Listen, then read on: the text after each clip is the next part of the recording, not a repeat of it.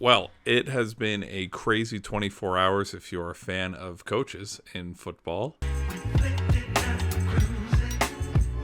The news broke, which we had all been speculating it since Tom Brady left back in 2020. And I want to say since, they went under 500 this season.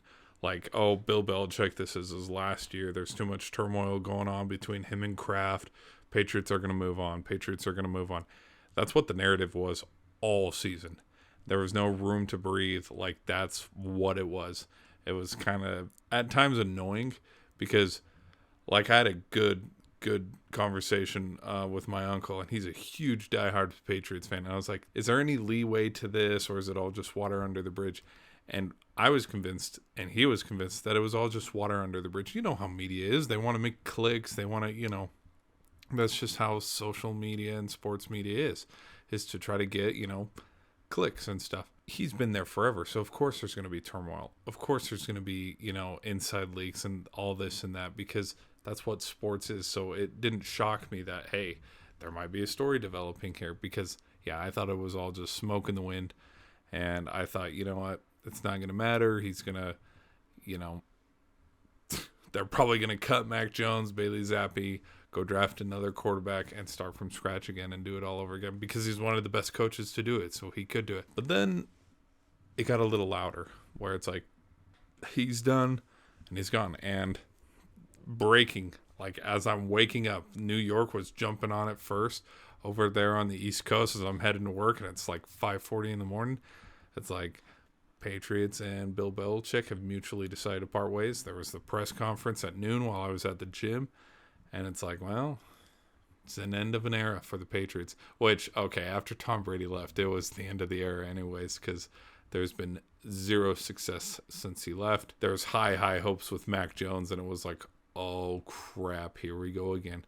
But that, ended up fizzling out. Mac Jones can probably be a solid journeyman in the NFL, same with Zappi. Where it's like, look at Trevor Siemian. He's still in the league. Look at Joe Flacco. He left, but then came back and had a resurgence. So it's like, or Blaine Gabbert, for example. Blaine Gabbert's still in the freaking league. So they'll probably go somewhere else. They're going to definitely go get a quarterback this draft.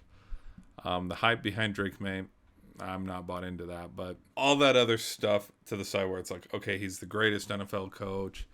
Blah, blah this, 6 Super Bowls, blah, blah that. The question is always, where's he going to go coach?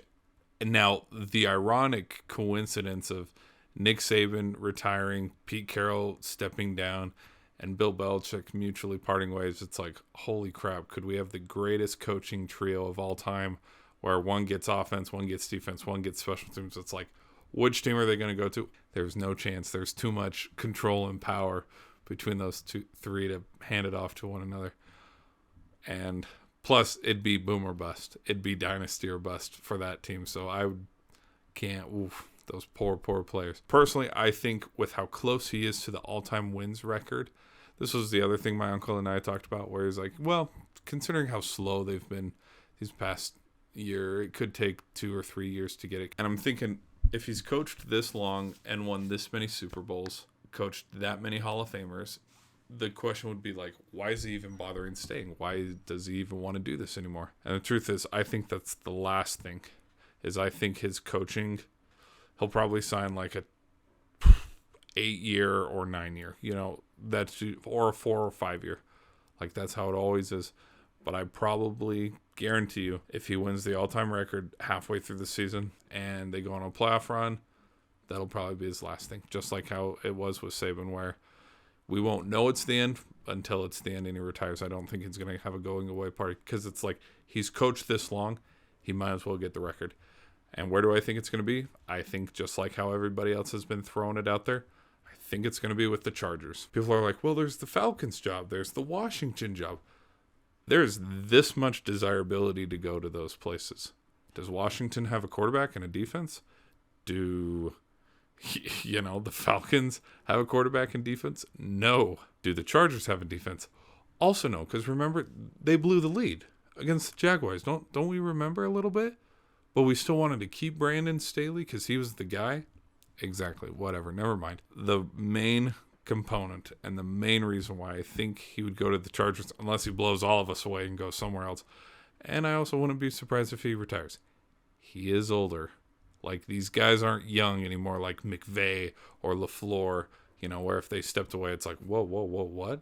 Like, these guys are getting up there in age. Justin Herbert is still young enough where it's like they can make the right changes to make him into an all-star quarterback, where he's a Pro Bowler, gets to a couple AFC championship games, maybe a Super Bowl, and he can actually, with the Chargers, compete against Patrick Mahomes in that division. Because right now, for the foreseeable future, the Chiefs own the division. There will be probably that 1 year, okay, Mahomes is injured or whatever, where, like how it was with Brady when he tore his ACL, with how young and at the beginning of Herbert's career still is. Like, if Herbert was 8 or 9 years into his career like Geno Smith, I think this is a totally different story and a totally different situation. But with how young Justin Herbert is and how much upside and promise there is with the ceiling of the Chargers, that is why he takes him. And that's my thought on that, and I'll catch you in the next video. Peace.